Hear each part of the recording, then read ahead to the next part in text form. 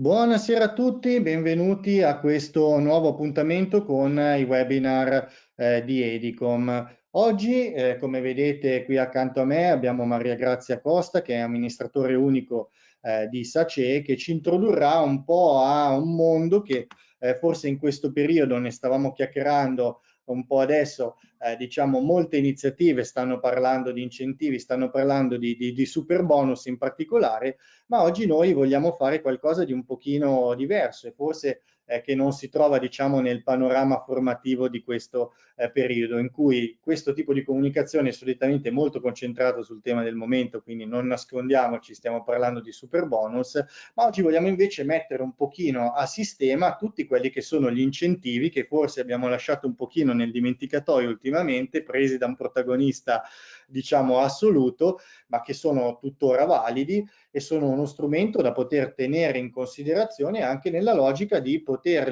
utilizzare in maniera combinata per andare un pochino a sfruttare e massimizzare quello che è l'investimento. Da parte nostra, Maria Grazia Costa, diciamo, è proprio un esperto di questo, di questi processi, di questi procedimenti e diciamo tra breve ci introdurrà anche un po' a qual è la sua figura, qual è l'attività che svolge in particolare SACE. Quindi questa è un po' la tematica che affronteremo quest'oggi. Come sempre ci sarà l'opportunità da parte vostra di poter fare delle domande, alcune ci sono già tra l'altro arrivate, visto il tema molto caldo, arrivate anche via email in fase di iscrizione, però io ricordo ovviamente a tutti voi che potreste farle anche durante, soprattutto durante la diretta, quindi non solo al termine della relazione, attraverso il campo chat domande che avete sul pannello di GoToWebinar sulla vostra destra. Quindi le fate in formato scritto come sempre, le ricevo io e sarà mia cura ovviamente poi poterle porre alla nostra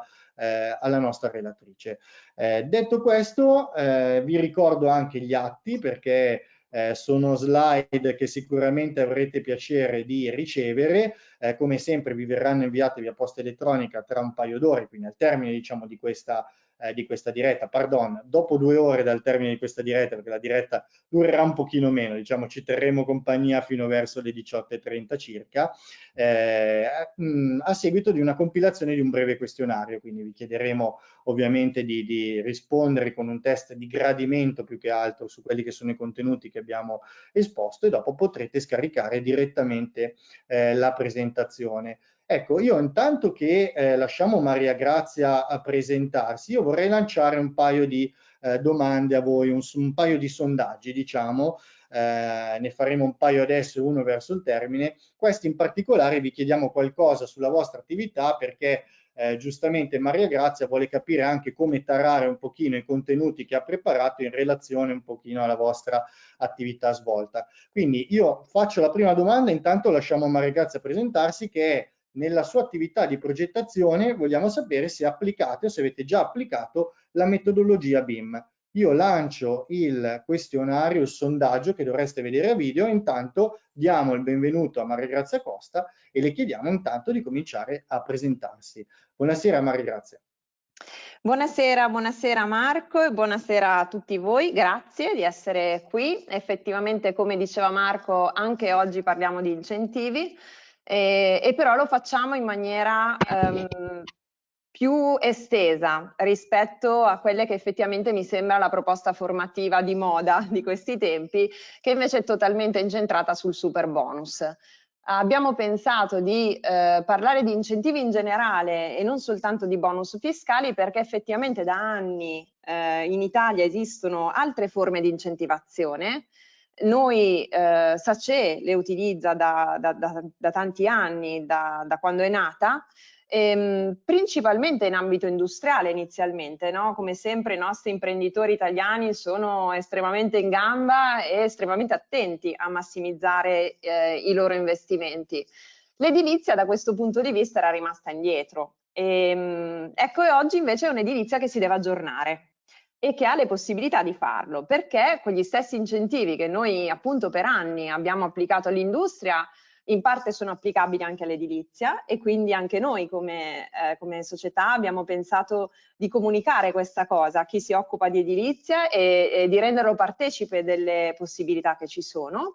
Ovviamente non ci dimentichiamo del super bonus, che chiaramente è una bella opportunità, un'aliquota altissima, quindi una novità super impattante, molto molto importante per noi, ma che è applicabile solo in alcuni casi, e ce ne sono tanti altri in cui invece ci troveremo a utilizzare altri meccanismi incentivanti. Quindi diciamo in qualche modo in edilizia appare questa nuova figura, che è quella dell'esperto di incentivi, che accompagna progettisti, direttore lavori, insomma tenendoli per mano e tentando di massimizzare gli investimenti in campo di edilizia. E questo sarà il racconto di questa tardo pomeriggio serata. Insomma, io spero che siate tanti e interessati.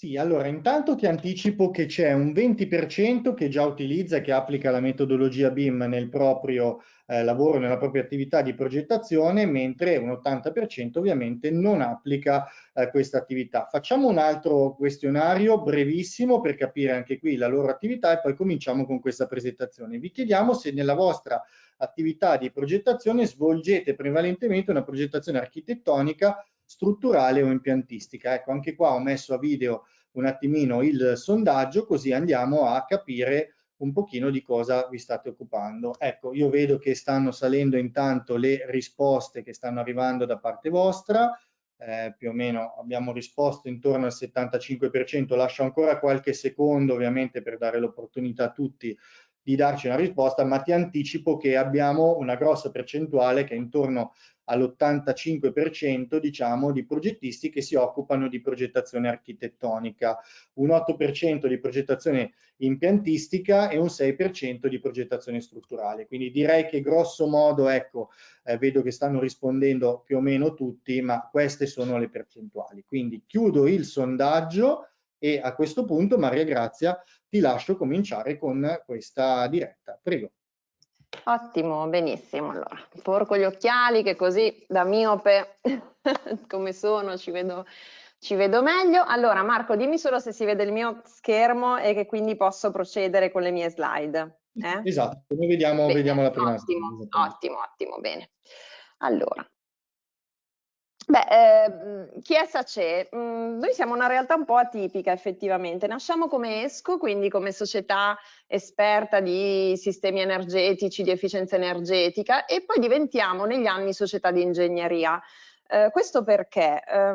Perché chiaramente, siccome appunto nasciamo un po' dal mondo dell'incentivazione, no? Quindi arriviamo da quel mondo che trascina gli interventi, gli efficientamenti, era importante che riuscissimo a parlare col linguaggio dei progettisti, no? E quindi per noi diventare società di ingegneria ha significato questo, ha significato inserire in pancia, a SACE, tutta una serie di dipartimenti di progettazione. I principali ovviamente sono quello impiantistico e quello strutturale, in maniera tale da poter collaborare con tantissimi studi di architettura che invece appunto ci permettono di completare la progettazione in ambito di efficienza energetica. Ecco, queste sono le due E di SACE, no? SACE sta proprio per società attiva nel comparto dell'efficienza energetica, quindi ci occupiamo di efficienza energetica e sostenibilità ambientale. Lo facciamo, come vi dicevo già prima, no? Su due settori prevalenti, che sono l'industria, che è un po' da dove siamo nati, no? Come energy manager, come ESCO, come società esperta di incentivazione, ma poi appunto anche l'edilizia. Quindi questi sono i due ambiti in cui ci muoviamo, e ci muoviamo da esperti di sistemi di incentivazione, da energy manager, da esperti anche di procedure BIM. Lavoriamo appunto, abbiamo scelto di progettare con questo approccio estremamente interessante, a mio avviso utile anche per i nostri clienti e per i nostri progetti, insomma, che appunto è quello del BIM. Questa è la nostra struttura. Questo è il nostro logo, in realtà, che racconta la nostra struttura. Abbiamo questo cerchio, che è un po' come quello della Mediolanum, diciamo avvolge le foglie che rappresentano i vari dipartimenti.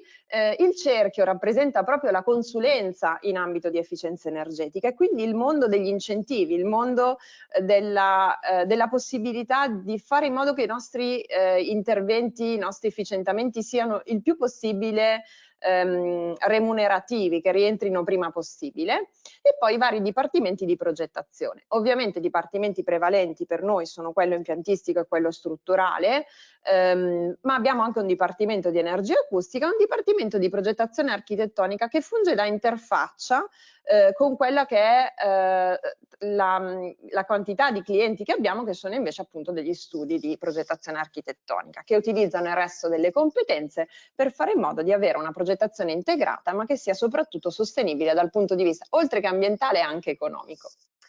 Partiamo da quello che è il contesto, no? Mi piace partire da questa slide che rappresenta la grande novità del Piano Nazionale Integrato per l'Energia e il Clima di dicembre 2019, cioè di questo piano in cui effettivamente l'Italia si impegna con degli obiettivi veramente molto molto ambiziosi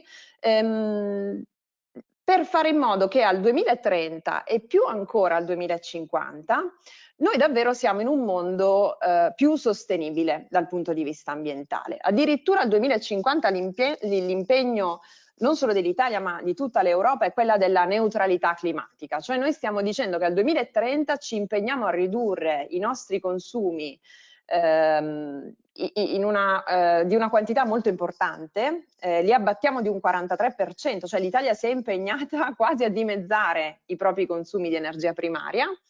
E parimenti stiamo dicendo che addirittura al 2050, quindi spostandoci un po' più in là di 20 anni rispetto a questo 2030, arriviamo a una sostenibilità totale, cioè arriviamo appunto a una neutralità climatica. Questo voi lo leggete su questo piano nazionale integrato per l'energia e il clima, che è stato pubblicato a dicembre del 2019, che racconta le 5 dimensioni dell'Unione Europea, i 5 temi su cui l'Unione Europea si sta impegnando da questo punto di vista. Perché vi racconto questo? Vi racconto questo perché vi rendete conto dai numeri che vi ho dato, che sono forse più chiari, no? Di questi che vediamo su questa slide, che sono un po' più tecnici, ossia di questo 9,3 megatep di risparmio come obiettivo al 2030. Cioè non tutti, no? Maneggiano i TEP in maniera magari troppo familiare, e a maggior ragione se abbiamo un 85% di esperti più di architettura, no? Che di TEP, però davvero la quantità, cioè 9,3 milioni di megatep di risparmio, è un numero spaventoso, cioè noi ci stiamo impegnando a un 2030 dove davvero riduciamo, come vi dicevo, di un 43% i nostri consumi. È chiaro che con un impegno politico di questo tipo, di cui l'Italia ha scritto nero su bianco, no? L'Italia come gli altri paesi ovviamente che si sono impegnati nella lotta contro i cambiamenti climatici, che peraltro sono sotto gli occhi di tutti, per poter raggiungere questo obiettivo è evidente che si sono attivate una serie molto importante di misure e una serie molto importante di strumenti. Qui ci sono il numero di misure adottate, questi numeretti qui in nero, sfondo nero e numeri in bianco, sono proprio le misure, quindi gli strumenti messi a disposizione per raggiungere un obiettivo che è un obiettivo altissimo, no? Veramente, veramente un obiettivo importante. Quindi siamo in un'epoca di grossissimi cambiamenti, cioè noi siamo in un'epoca in cui stiamo scommettendo di riuscire a farcela, ad ottenere un ambiente più pulito. Per farlo sappiamo che dobbiamo determinare degli incentivi, degli strumenti, anche degli obblighi, e noi siamo in quest'epoca qua. Quindi dobbiamo aggiornarci rispetto al fatto che anche l'edilizia è in questo scenario e lo è anzi in maniera molto presente. All'efficienza energetica nei settori diversi dai trasporti, perché i trasporti sono molto attenzionati, hanno tutta una serie di misure a sé, lo Stato italiano dedica 8 misure, quindi 8 misure, 8 schemi, 8 strumenti che spingono verso l'efficienza energetica in ambito diverso da quelli che sono i trasporti. Quindi stiamo parlando appunto di edilizia, stiamo parlando di industrie. Qui dentro ci sono gli incentivi su cui ci possiamo agganciare per rendere più sensati gli interventi di riqualificazione, perché è evidente che riqualificare costa e lo Stato lo sa. Siamo in un momento di crisi economica e quindi è necessario investire ed è necessario farlo in maniera ragionata. Quindi lo Stato ha messo a disposizione degli importanti investimenti statali, li troviamo in verde con questi numeroni che ci dicono che i certificati bianchi, che sono questo meccanismo premiante dell'efficienza energetica, prevedono un impatto in investimenti statali di 5,6 miliardi di euro, i bonus fiscali addirittura 45,5 miliardi di euro, spalmati ovviamente dal 2020 al 2030, quindi i prossimi 10 anni, e 7,5 miliardi di investimenti statali vanno invece a coprire il conto termico. Vi parlo di questi 3 meccanismi incentivanti perché sono i protagonisti della serata di oggi, quindi è ciò di cui parleremo, e sono 3 delle 8 misure che sono messe al servizio dell'efficienza energetica. Poi è evidente che non so, si potrebbe tanto parlare anche delle altre, probabilmente lo potremo fare in altri webinar di approfondimento, però davvero la sensazione che voglio trasmettervi è quella che siamo in un grosso momento di cambiamento e di scommessa, per cui bisogna in qualche modo far sì che l'edilizia diventi anche questo. Quindi che non siano solo i nostri imprenditori a utilizzare Industria 4.0, ma che iniziamo a diventare anche noi, da progettisti di riqualificazioni energetiche, ad attingere da questi meccanismi incentivanti per fare in modo di attivare riqualificazioni che diversamente non avremmo potuto attivare, o premiare riqualificazioni che in qualche modo i nostri clienti invece avevano già in mente di mettere in atto. Quindi ci concentreremo oggi su 3, dicevo, di queste 8 misure, che sono appunto i certificati bianchi, le detrazioni fiscali, i bonus fiscali e il conto termico. Vediamo di capire come possiamo mixarli. Ecco, abbiamo aggiunto anche questa slide che invece racconta di un altro tema sempre toccato nel PNIEC, che è questo piano nazionale integrato che vi facevo vedere prima, che sono le misure sulle sfere elettriche, cioè sulle fonti di energia rinnovabile elettrica. In questo caso abbiamo ben 11 misure, quindi anche qui una forza molto importante di incentivazione.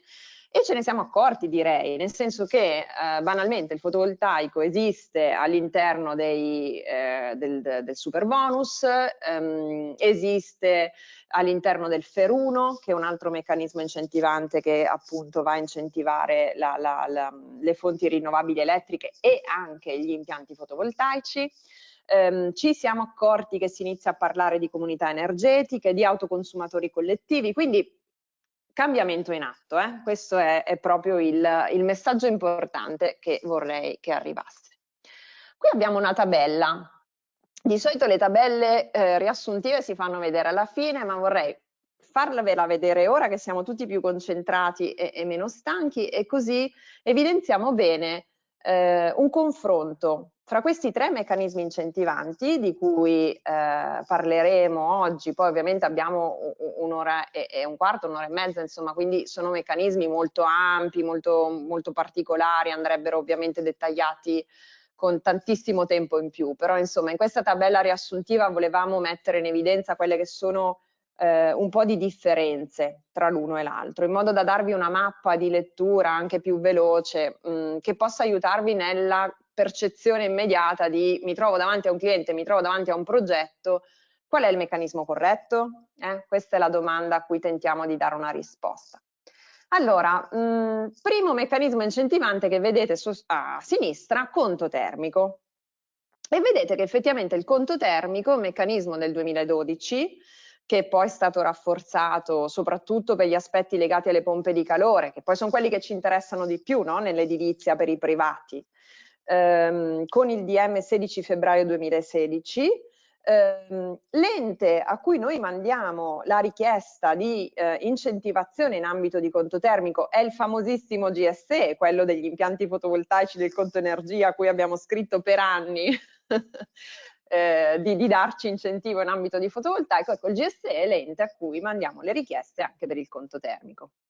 È un bonifico su un conto corrente, quindi è una struttura da questo punto di vista uguale per tutti, non mi devo preoccupare se sono capiente, se non lo sono. È un bonifico che arriva sul conto corrente di chi ha pagato, con un larghissimo numero di soggetti che possono utilizzarlo. Il conto termico direi che è davvero un meccanismo per tutti, sostanzialmente non va quasi a escludere nessuno. Quanto dura l'incentivo? Cioè in quanto tempo il GSE mi ripaga? Se sono una pubblica amministrazione, ovviamente il GSE ha un occhio di riguardo, quindi l'incentivo mi arriva una tantum, è quasi un incentivo in conto capitale, nel senso che lo chiedo alla fine, oppure addirittura lo prenoto e chiedo i 2/5 a inizio lavori, i 3/5 a fine lavori. Se sono privato devo fare un po' più fatica, non me lo danno tutto subito, ma è abbastanza corto come sistema di incentivazione. Quindi posso andare per impianti, per interventi piccoli a 2 anni, rate biennali, piuttosto che rate su 5 anni. Quindi rate costanti, bonifico che arriva sul mio IBAN in maniera regolare per un tot di numero di anni. Come lo calcolo il conto termico? E poi magari vi dico anche dove normalmente lo applico. Allora, il conto termico lo calcolo come percentuale della spesa per tutte le attività che riguardano l'efficienza energetica, per cui effettivamente può essere utilizzato dalla pubblica amministrazione. Lo calcolo utilizzando delle formulette che sono legate alla potenza, alla tecnologia utilizzata, quando invece lo utilizzo per impianti a fonte rinnovabile termica. I privati possono utilizzarlo solo per questo, per impianti a fonte rinnovabile termica, che sembra una parolaccia, ma in realtà vuol dire sostanzialmente pompe di calore, caldaie a biomassa, collettori termici, insomma, quindi comunque un elevato numero di impianti possono accedere al conto termico. Tra l'altro anche per potenze molto importanti. Posso utilizzarlo fino ai 2 megawatt, quindi potenze molto importanti. È un meccanismo che noi abbiamo utilizzato in maniera profonda, siamo arrivati quest'estate a chiederne 500 di incentivi in conto termico, quindi lo abbiamo utilizzato veramente tanto. Vi aggiungo in questa ultima riga di questa tabella le prospettive future che sono andata a leggermi dal piano nazionale, sempre quello di dicembre 2019. Le prospettive future sembrerebbero quelle di specializzare questo meccanismo in ambito non residenziale, e in effetti vi devo confermare che noi lo abbiamo utilizzato o sui residenziali molto molto grossi o sulle industrie. È molto meno premiante per le residenze tradizionali, le ville, insomma, a quel punto conviene la detrazione fiscale. Però si sta valutando un ampliamento degli interventi ammissibili e di inserire all'interno anche il teleriscaldamento. E vi direi che vi ho raccontato una sintesi del conto termico e poi lo vediamo un po' più in dettaglio più avanti. Andiamo invece sulle detrazioni fiscali. Le detrazioni fiscali sono un meccanismo incentivante di vecchissima data, nel senso che il bonus casa è veramente di vecchissima data, ma molto aggiornate, questo lo sappiamo tutti molto bene, di recente fino ad arrivare a quest'ottobre 2020, quando sono stati pubblicati i decreti attuativi che si aspettavano da anni, molto prima che dal nostro Covid, no? I decreti attuativi dell'eco bonus non c'entrano nulla con la pressione legata ovviamente alla crisi sanitaria. Erano in pancia allo Stato italiano da anni, finalmente pubblicati in bozza questo agosto e poi, cioè pubblicati su internet li abbiamo letti ad agosto, poi pubblicati in Gazzetta Ufficiale il 5 ottobre. Questa volta l'ente di riferimento non è il GSE, ma è l'Enea. È all'Enea che io chiedo questo determinato incentivo. È una detrazione fiscale, ecco perché una volta mi dovevo preoccupare moltissimo se il mio cliente poteva permettersela quella detrazione fiscale o magari non aveva tasse su cui andare a detrarre. Oggi questo problema ce l'ho di meno perché queste novità di questa estate molto travagliata sul fronte degli incentivi fiscali ha partorito la possibilità di fare in modo che io possa cederla, la detrazione fiscale, e possa persino cederla alle banche. E se io sono incapiente, questo lo posso fare e posso così tutto sommato godere di un incentivo. Poi chiaro, la banca questo non lo fa a costo zero, no? È evidente che da qualche parte devo riconoscere alla banca un compenso, perché ovviamente prende al mio posto una detrazione fiscale che riscatterà in 5 o in 10 anni. Però sicuramente è un meccanismo amplificato, molto amplificato da questa estate, diciamo, di novità legislative. In questo caso voi sapete che il massimale è legato al numero di unità immobiliari e c'è un tetto di spesa massima, insomma, dopodiché c'è anche un'aliquota, una percentuale della spesa che io posso portare in detrazione. E andiamo anche qui a leggere le novità, sempre dal piano nazionale. Le novità sarebbero queste, ve le leggo. Si intende integrare il meccanismo dell'ecobonus, del sisma bonus e del bonus casa in un unico meccanismo. Io sarei molto contenta se questo accadesse, perché oggi c'è questo come si può dire? Non mi viene la parola, insomma, che si diffonde questo meccanismo, ecco, prolifica, ecco. E praticamente abbiamo una situazione abbastanza anche difficile, no, da governare, perché effettivamente abbiamo tanti schemi incentivanti che vanno a intervenire spesso sulle stesse spese incentivabili, quindi è evidente che avere invece un unico meccanismo ci semplificherebbe le cose. Vediamo se questa affermazione del piano nazionale viene rispettata. Andiamo all'ultimo meccanismo che abbiamo inserito in questa diciamo, carrellata, no? Che stiamo facendo questa sera sui meccanismi incentivanti, che sono i certificati bianchi. Chi lavora in ambito industriale sa bene che questo tipo di incentivo si utilizza moltissimo in ambito industriale, se lo aspetterebbe meno in ambito di edilizia.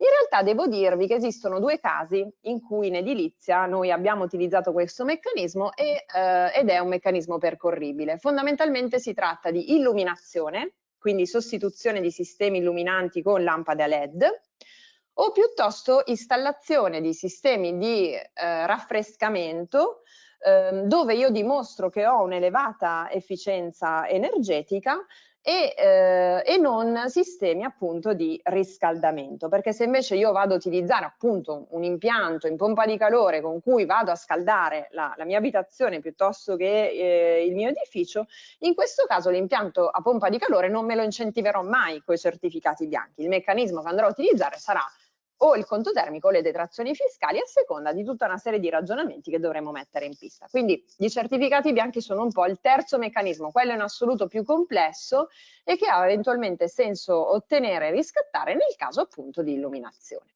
Perché vi dico che è così complesso? È così complesso perché in realtà non è un bonifico e non è una detrazione fiscale. Sono dei titoli che io vendo su un mercato in cui questi titoli vengono scambiati, proprio come fosse una borsa, dove ho da una parte un soggetto obbligato ad acquistare questi titoli, dall'altra un soggetto che invece li ha acquisiti, normalmente una ESCO, cioè una società come la nostra, comunque una società che si è certificata per fare questo mestiere, e quindi vi renderete conto che è un'operazione, poi la vedremo più in dettaglio, sicuramente più complicata. Quello che però deve sapere il nostro cliente finale è che diciamo, assegnando questo tipo di compito a una ESCO, facendo in modo che una società terza, una ESCO, possa riscattare dei certificati bianchi sulla sua sostituzione di lampade, se ovviamente ne vale la pena, quindi sto parlando di edifici molto grandi dove vado a sostituire un elevato numero di lampade, per esempio, io potrò effettivamente accedere a questo tipo di schema, a questo tipo di incentivo e la sostituzione di lampade con LED in realtà non ha diritto ad altri meccanismi incentivanti, quindi è anche l'unico tipo di incentivo a cui io posso accedere nel caso appunto di sostituzione di impianti di illuminazione. Ecco, cosa dice sempre il piano nazionale dal punto di vista dei certificati bianchi? Quello che dice il piano è si continuerà il processo di aggiornamento e potenziamento dei certificati bianchi nell'ottica di semplificazione, di ottimizzazione, di riduzione dei tempi e questo devo dirvi che effettivamente è un meccanismo complicato, quindi condivido ciò che scrivono questi tre ministeri che hanno scritto poi il piano nazionale, che sarebbe molto importante semplificarlo. Questo aiuterebbe moltissimo a far decollare anche questo incentivo che comunque a mio avviso è molto interessante. Partiamo dai bonus fiscali. Marco, io vado avanti se non ci sono domande, se ci sono ovviamente Sì, tu. vai avanti perché qualcosa sta cominciando ad arrivare, ma non legate ancora al Ok. tema che stai trattando, sono di carattere un po' più generale, le teniamo per dopo. Ok, ottimo. Allora, guardiamo un attimo i bonus fiscali. I bonus fiscali qui li abbiamo voluti riassumere in questa pagina, quelli tradizionali, quelli che probabilmente avete, diciamo, sentito da anni, che mediamente conoscete tutti. Il primo in assoluto è il bonus casa, detto anche bonus ristrutturazione, ovviamente ha l'aliquota più bassa fra tutti i meccanismi incentivanti di detrazione fiscale, perché ha un'aliquota che si ferma al 50%, addirittura nasceva con l'aliquota al 36%, quindi è stata poi potenziata al 50%, ma di fatto nasceva con aliquota al 36%. È per soggetti solo IRPEF, quindi solo per quella determinata, non può utilizzarlo un'azienda, non può utilizzarlo un soggetto IRES. Diciamo negli anni da questo bonus casa, che è appunto il primo schema incentivante in ambito di bonus fiscali, negli anni si sono cumulate altre agevolazioni, ossia la possibilità di pagare l'IVA in misura ridotta per le residenze, la possibilità di portare in detrazione gli interessi passivi sui mutui, la possibilità di utilizzare il bonus casa anche per l'acquisto di immobili soggetti a ristrutturazione. Quindi negli anni è stato sicuramente enormemente potenziato, però rimane comunque con un'aliquota molto bassa e rimane diciamo un meccanismo incentivante a un poche regole, molto flessibile, nel senso che sostanzialmente posso davvero chiedere tutto, ma ho un tetto di spesa di 96.000 euro, nonché un tetto di detrazione di appena 48.000 euro. In seconda battuta arriva l'ecobonus. L'ecobonus invece è focalizzato sull'efficienza energetica. Parte con un'aliquota che è del 65%, che viene poi in realtà lo scorso anno abbassata al 50% su determinate tipologie di interventi di efficientamento, ma che viene potenziata invece fino ad arrivare persino a un 85% nel caso in cui io vado a intervenire sui condomini. E nel caso in cui, oltre a intervenire sulla riqualificazione energetica, io attivo anche il percorso della riqualificazione sismica. Quindi, lì dove riesco a ridurre di 2 classi il rischio sismico del condominio in esame, io posso ottenere con aliquota all'85% e un massimale di 136.000 euro, quindi sto parlando di una cifra importante per unità immobiliare, posso utilizzare questo tipo di incentivo. Ecco, sull'ecobonus, tra l'altro anche qui poco prima dell'estate c'è stata una grande apertura che lo ha reso possibile, disponibile anche per edifici che non fossero beni strumentali, a cui invece non si poteva accedere fino a prima di giugno, quindi importante novità. Perché questo era un caso molto diffuso, cioè la tipica palazzina uffici in cui però io ho degli uffici che sono in affitto, se la proprietà voleva riqualificare quella palazzina non avrebbe potuto utilizzare l'ecobonus, o meglio, diciamo che c'erano delle strategie per cui si sarebbe innescata una lunga battaglia con lo Stato che probabilmente la proprietà avrebbe vinto, ma sostanzialmente era sconsigliabile e l'Enea e l'Agenzia delle Entrate lo riteneva non fattibile utilizzare l'ecobonus in questi contesti. A giugno apertura, per cui appunto con una famosa circolare dell'Agenzia delle Entrate anche le palazzine dedicate agli uffici che però presentano un'elevata quantità di affitti possono utilizzare questo determinato meccanismo. Prima no, anche questa secondo me è una novità molto importante di questi aggiornamenti recenti della normativa in ambito di bonus. Andiamo poi al sisma bonus, che è il terzo meccanismo, sempre in bonus fiscale, che abbiamo presentato. Anche il sisma bonus è tutto sommato abbastanza recente, arriva da un input preciso anche qui dello Stato di voler abbinare un percorso di efficientamento a un percorso di riqualificazione sismica, rendendosi conto della necessità, soprattutto in alcune zone d'Italia, di dover attivare dei percorsi di sistemazione strutturale sismica degli edifici. Inizialmente è ristretto a 2 zone sismiche che sono la 1 e la 2, dopodiché viene esteso anche alla zona 3 e quindi quasi sostanzialmente a tutta Italia, perché sono pochissime in Italia le zone 4, ovviamente sono zone a quel punto a bassissimo rischio sismico per le quali non sarebbe sensato intervenire con una riqualificazione sismica e quindi il sisma bonus ovviamente li esclude. Questo è un meccanismo, a mio avviso, estremamente interessante, meno strutturato che l'ecobonus, perché attenzione, il decreto attuativo di agosto è il DM requisiti tecnici ecobonus, non è il DM requisiti tecnici sisma bonus, quindi il sisma bonus è un meccanismo molto meno strutturato, di più semplice accesso, che ovviamente richiede però alla base una componente di conoscenza ingegneristica invece molto importante, no? È molto più facile trovare qualcuno che mi dica probabilmente di quanto migliora la mia trasmittanza se installo un cappotto, piuttosto che qualcuno che mi dice come riqualificare dal punto di vista sismico un edificio, che è veramente un tema molto complesso. Quindi il sisma bonus a mio avviso è una grande opportunità. In questo momento è un'opportunità un po' mancata perché sono state pochissime le pratiche di richiesta di sisma bonus, anche in zone in cui invece il rischio sismico dovrebbe essere un tema sentito. Ma probabilmente anche grazie al traino del 110% io vedo che si sta muovendo molto anche questo tipo di meccanismo, anche perché in automatico il sisma bonus nell'ambito residenziale effettivamente ha un'aliquota sostanzialmente del 110%. Ecco, vi ho detto molte cose, già solo con quella slide, però vi ho tante volte citato anche questi aggiornamenti normativi di quest'estate. E qui li vediamo con questo percorso dove li ho voluti evidenziare da maggio a ottobre, no? Vediamo cosa è successo. Praticamente è stata un'estate di grandi cambiamenti, di grandi aggiornamenti. Ci siamo trovati a maggio un decreto, il famoso decreto rilancio, che aumentava sostanzialmente un'aliquota che in precedenza era appunto al 65% tipica dell'ecobonus, la aumentava al 110%. Quindi davvero una novità disarmante, no?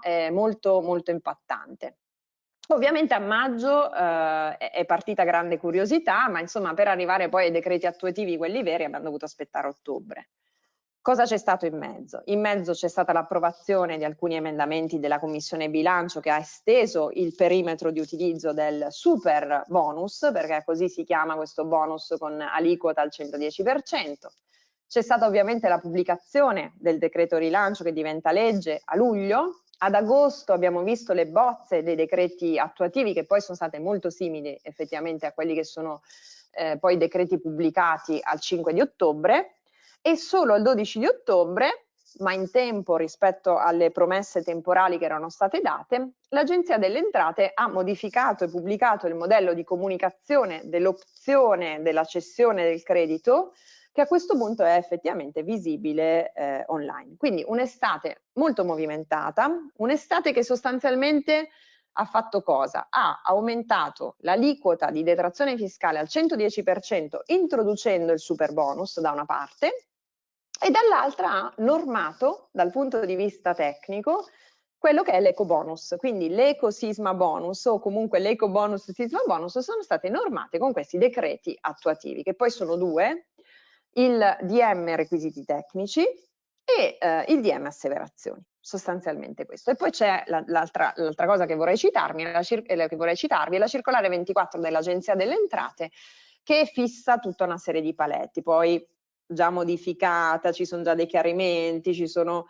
moltissimi interpelli, insomma è tutto davvero il mondo degli incentivi è un mondo in movimento ovviamente, no? Non si ferma mai. Però insomma un'estate che ha partorito, che ha davvero ci ha dato insomma sicuramente le possibilità aggiuntive. Ecco, il mondo del super bonus e quindi questa aliquota al 110% ha iniziato a introdurre nel nostro linguaggio comune di esperti di incentivi, no? questo termine, l'intervento trainante. Ossia, effettivamente il super bonus richiede che esista all'interno del pacchetto di interventi che si struttura per quel determinato edificio almeno uno dei due interventi trainanti definiti in ambito di super bonus applicato all'efficienza energetica, che sono l'isolamento termico delle superfici opache con un'incidenza superiore al 25% o la sostituzione di impianti di climatizzazione. A questi io posso abbinare degli interventi che sono trainati dagli interventi trainanti. Intervento a sé è invece il sisma bonus, che diventa un super sisma bonus e che inizialmente è stato inserito effettivamente nell'ambito degli interventi trainanti, ma direi che più che definirlo trainante è giusto pensarlo come un intervento a sé, cioè è giusto che quando stasera facciamo mente locale su quello che ci siamo raccontati, pensiamo che nel caso in cui io ho un intervento di riqualificazione sismica in un edificio residenziale, che possa essere o un condominio o una villetta singola, ecco, in questo caso io devo pensare che il mio sisma bonus ante estate 2020 è diventato un super sisma bonus, cioè l'aliquota si è spostata al 110%. Questo a prescindere da doppi salti di classe o regole varie eventuali sull'efficienza energetica che io potrei anche non attuare, quindi mi potrei fermare al sisma bonus. Questa è un'infografica, insomma una mappa un po' più chiara di tutti quelli che sono gli interventi, in verde i trainanti e in questo grigino invece gli interventi trainati. Quali sono i soggetti beneficiari del super bonus? Ecco, il super bonus, diciamo, a differenza degli altri bonus, ha delle regole più restrittive, quindi non è possibile utilizzarlo per tutti i soggetti.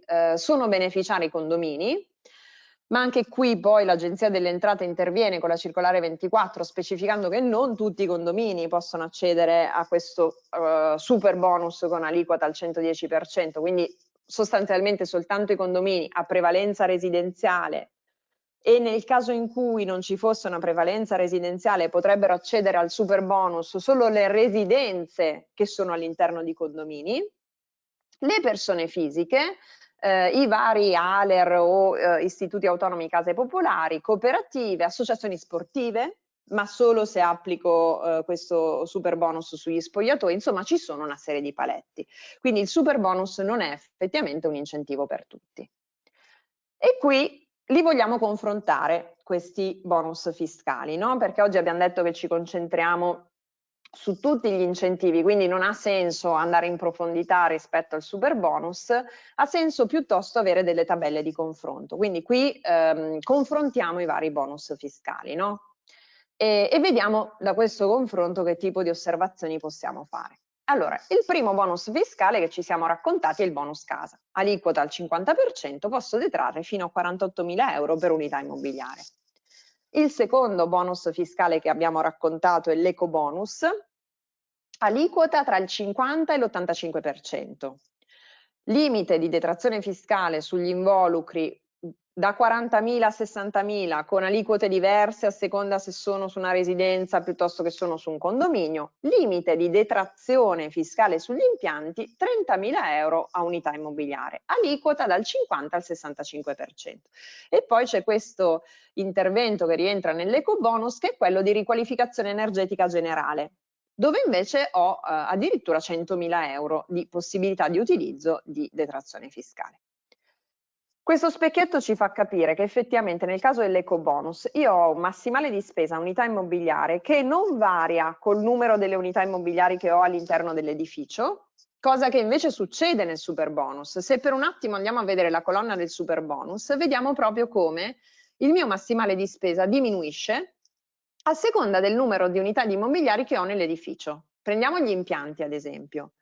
Se io ho una possibilità di detrazione e non di spesa, ma di detrazione di 30.000 euro a unità immobiliare con l'eco bonus, con il super bonus il mio limite di detrazione mi diventa 30.000 se ho un edificio, il mio limite di spesa, che poi la detrazione ovviamente è il 110% il mio limite di spesa è 30.000 euro se ho l'edificio unifamiliare, 20.000 euro se ho un edificio che ha tra 2 e 8 unità immobiliari e appena 15.000 euro se il mio edificio ha più di 8 unità immobiliari. Ecco, già da questo confronto emerge cosa? Emerge che se io ho un edificio tendenzialmente grande, con tanti metri quadri, ma magari un edificio vincolato, un edificio difficile, un edificio che ha degli appartamenti molto grandi, e io rientro su un numero di unità immobiliari che per esempio è esattamente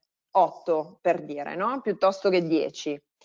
E ce ne sono tanti, no? A Milano, per esempio, di edifici di questo tipo. Io probabilmente con 15.000 euro a unità immobiliare, se è un edificio vincolato, un edificio complesso, dove devo andare a installare impianti, ma lo devo fare con attenzione a tutti i vincoli paesaggistici, culturali o storici, insomma, dell'edificio, per cui ho a che fare con la soprintendenza, ho a che fare con una progettazione complicata e quindi anche costosa ragionevolmente. Devo pensare a una geotermia, devo pensare a un impianto invisibile, no? Noi li chiamiamo un po' così. Allora è ovvio che quei 15.000 euro unità immobiliare potrebbe portarmi a un valore di spesa complessivo basso. E allora forse quell'edificio lì io lo incentiverei più correttamente se pensassi a un conto termico, se pensassi a un ecobonus. Ecco i ragionamenti, no? La mappa che devo iniziare a fare. Mentre invece se io penso all'edificio classico ALER con unità immobiliari piccole, con impianti poco complicati, con centrale termica per cui tolgo la caldaia e vado a mettere un'altra caldaia piuttosto che una pompa di calore, ma insomma un intervento che è relativamente poco costoso, allora sì che il super bonus è lo schema incentivante adatto. Se io il mio edificio, che invece non è un edificio residenziale, ma è una palazzina uffici, so che oggi posso utilizzare l'ecobonus. Fino a maggio non potevo farlo perché l'Agenzia delle Entrate si contrapponeva a questa richiesta e quindi ovviamente mi devo riferire all'ecobonus perché non ho un soggetto tra quelli ammessi dal superbonus. Ecco che inizio a fare questi ragionamenti. Poi ovviamente in questo schema abbiamo inserito anche il sisma bonus. Il sisma bonus a mio avviso è il più incentivato di tutti, nel senso che effettivamente tutto è affidato alla preparazione, all'abilità dell'esperto di sismica, quindi dello strutturista, che assevera che stiamo effettuando 1 o 2 salti di classe sismica al contrario, no? Quindi migliora la classe sismica. E a questo punto posso utilizzare questo incentivo che veramente ha delle aliquote molto importanti per tutte quelle spese che sono a corredo di questa riqualificazione sismica. Ecco, vedete che tra il sisma bonus e il super bonus abbiamo sistemato anche questo bonus facciate. Il bonus facciate anche questo è un super incentivo, no? Arriva prima del Covid, ma è davvero un super incentivo.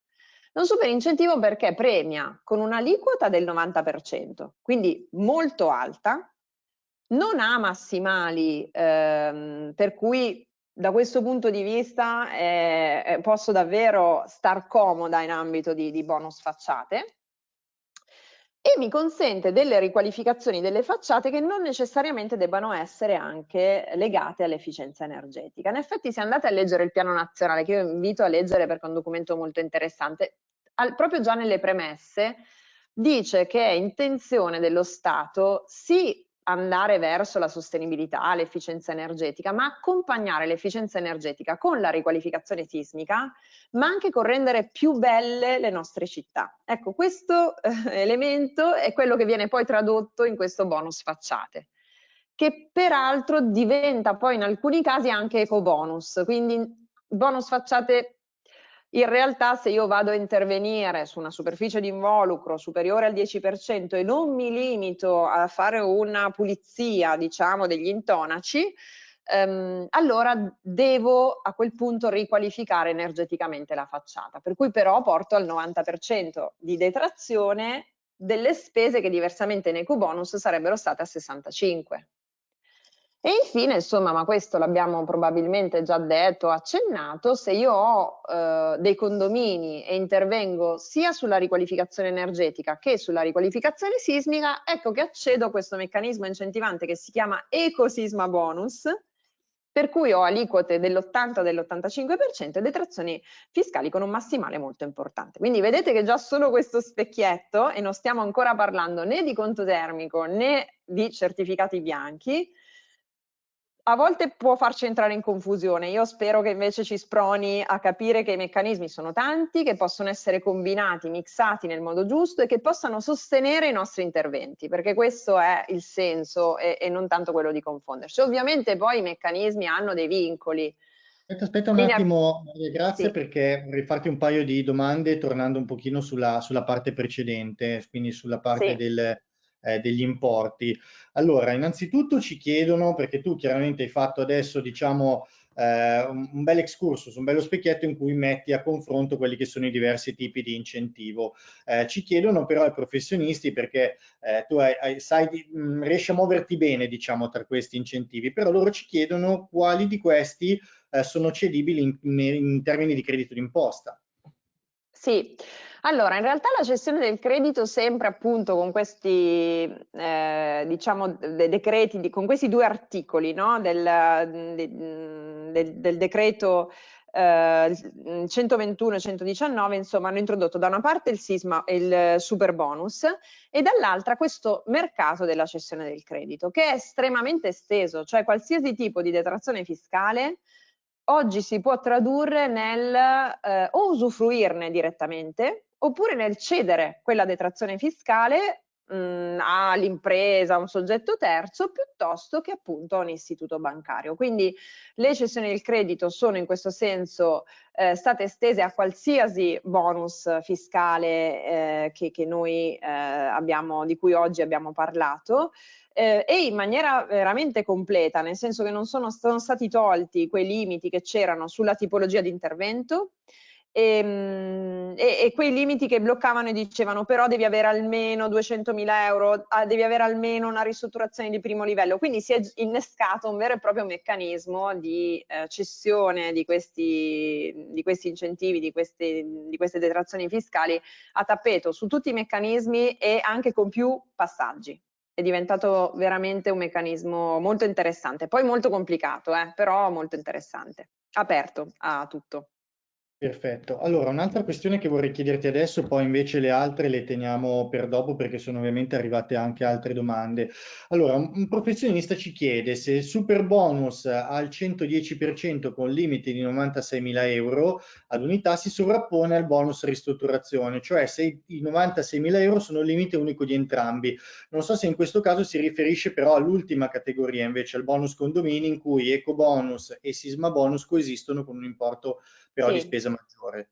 Allora, no, beh, mi sembra che la domanda sia in realtà il cumulo tra super sisma bonus e bonus casa, fondamentalmente. Allora, in realtà questi, diciamo, derivano dallo stesso articolo di legge, quindi non sono cumulabili, cioè non posso ottenere 96.000 euro per due su unità immobiliare, perché magari chiedo un bonus casa da 48 più il sisma bonus. Questi due meccanismi derivano dallo stesso riferimento normativo, per cui sostanzialmente il sisma bonus mi diventa un articolo che si aggiunge a quelli previsti per il bonus casa e si riferisce alla sua mamma e il bonus casa, diciamo così, quindi non è sovrapponibile, non si può richiedere 48 più 96, credo che fosse questa la domanda, cioè noi abbiamo quei 96.000 euro lì e posso ottenerli o di interventi di ristrutturazione su residenze da cambio le piastrelle e quindi utilizzo il bonus casa,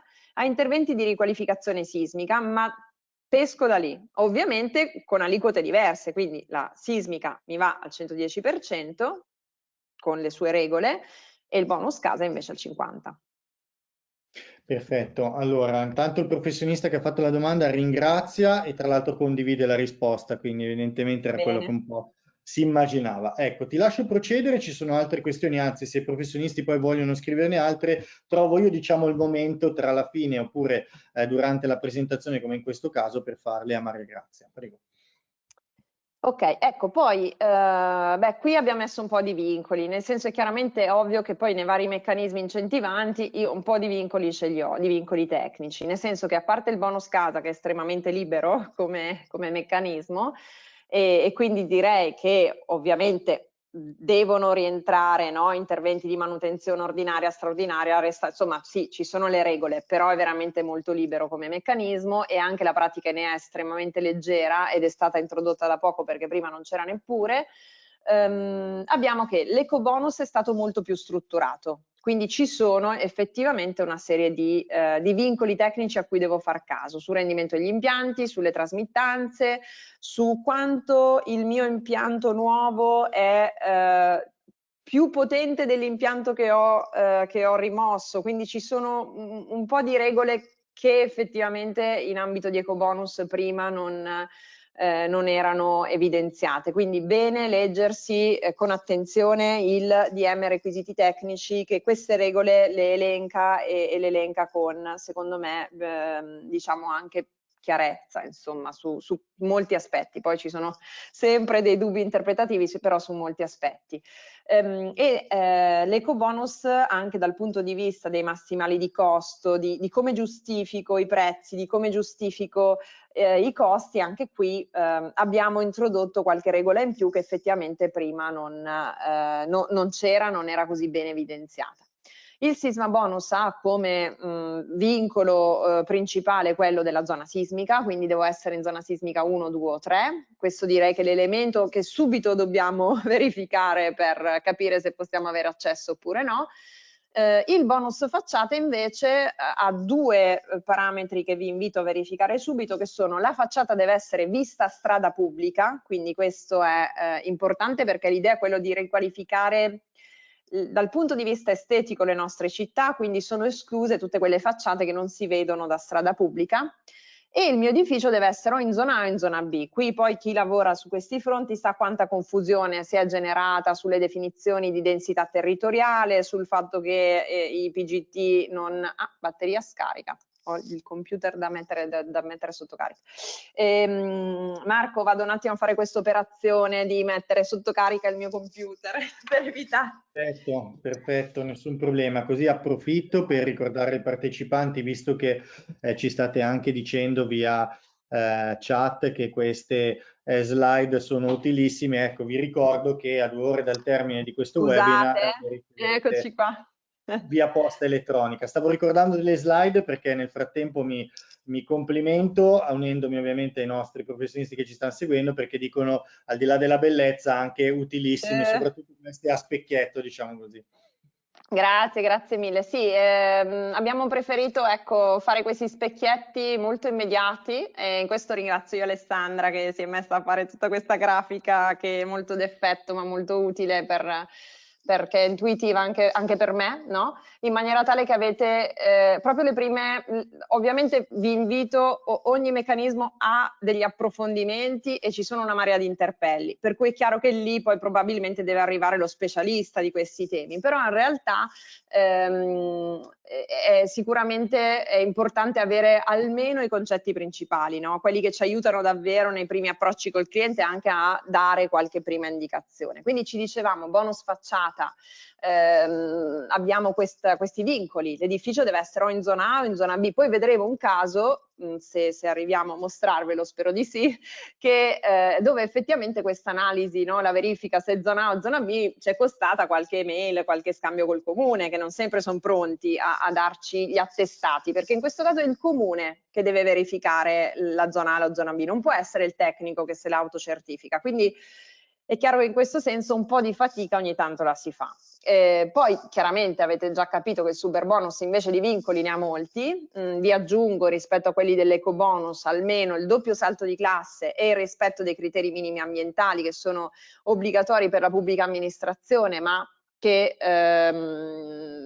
nell'ambito del super bonus diventano obbligatori anche per i privati. E poi vabbè, torno chiaramente ai vincoli sulla zona sismica 1, 2, 3 che sono fondamentali per... Allora, qui non vi vogliamo spaventare perché effettivamente questa mappa vi è utile come schema, quindi come ci dicevamo le slide poi saranno vostre, quindi potrete diciamo utilizzarla e secondo noi è molto utile. Però la mappa vi trasmette questo.